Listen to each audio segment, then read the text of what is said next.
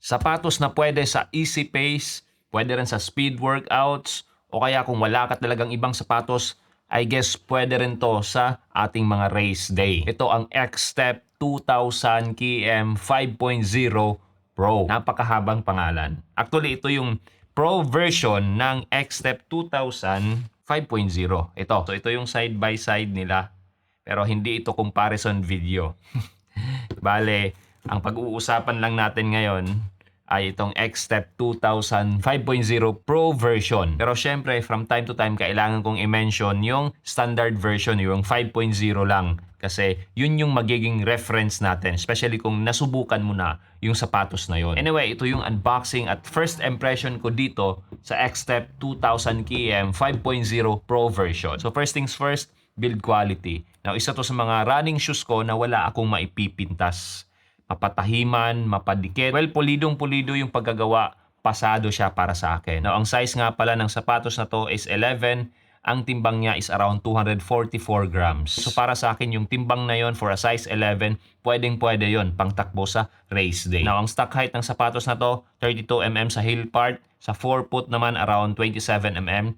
So, ang drop niya is 5mm. Now, since first impression video to ng sapatos na to, syempre, sinubukan kong isuot to. Tinakbo ko na siya ng around 3 kilometers indoor. So far, maganda naman yung naging experience ko na ibabahagi ko mamaya. Now, ang upper material ng sapatos na to is single layer na jacquard. In terms of breathability, itong sapatos na to, good enough para sa akin yung kanyang hangin na pumapasok.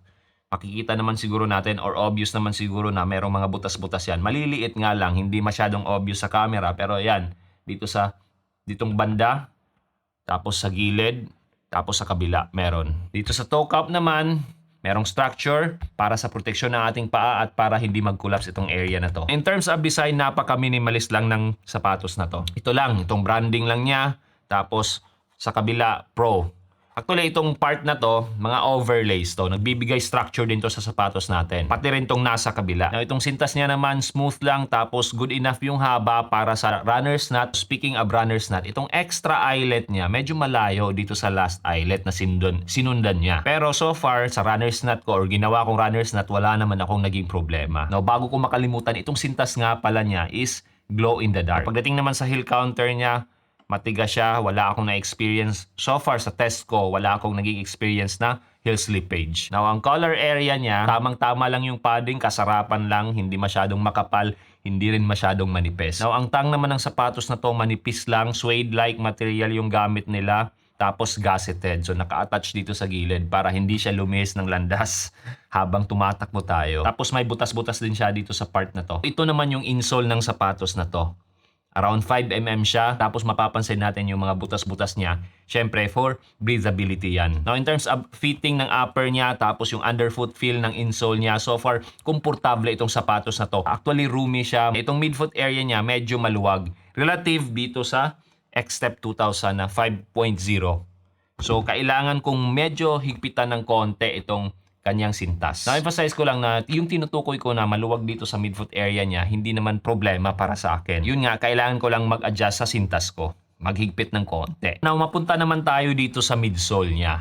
Ang material na gamit nila dito is supercritical na PIBA foam. Meron siyang maliit na torsion plate dito sa gitna. Unlike dun sa standard na 5.0, ayan, makikita natin. Pero ito, hindi. Saka ito, meron siyang wings. Ayan, meron siyang wings dito. Ito wala. Maaaninag natin yung plate niya kung tatanggalin natin yung insole niya. Merong itim na part dito sa gitna. With that being said, mabebend pa rin natin or flexible pa rin itong sapatos na to. Now, ang midsole ng sapatos na to, compared dito sa 5.0, mas malambot siya. Pareho silang forgiving sa easy pace. Pero syempre, in terms of comfort, mas komportable ako dito. Na-emphasize ko lang, hindi ko sinasabing masakit to sa paa or harsh siya sa paa. Hindi yon kasi komportable pa rin naman itong sapatos na to. Pero, mas komportable ako dito. Saka syempre, isang factor din na kailangan kong i-mention, mas makapal ang midsole niya kaysa dito. So, side by side lang natin. Ayan. Geometry-wise, yung rocker niya, yung front rocker niya, hindi naman ganun ka-aggressive. Tamang-tama lang. Now, in terms of pagiging bouncy ng kanyang midsole, well, tamang-tama lang. Good enough lang.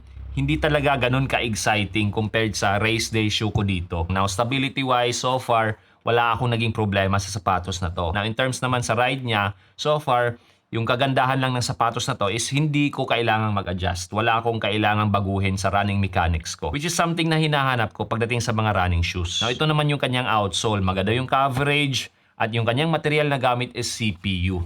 Which is proven and tested ko na. Actually yung CPU, the same material yan dito sa standard na 5.0. Para sa akin, proven and tested ko na yung CPU outsole.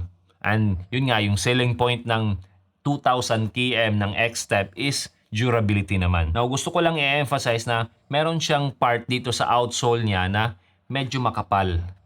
Itong part na to, I hope makita, medyo makapal itong part na to, high wear area, saka dito. Ayan, medyo makapal siya ng around 1 mm. So hanggang dito lang muna itong video na to. Siyempre, magkakaroon pa tayo ng full review sa sapatos na to after kung maitakbo to ng around 30 to 50 kilometers. Again, this is X-Step 2000 5.0 Pro version.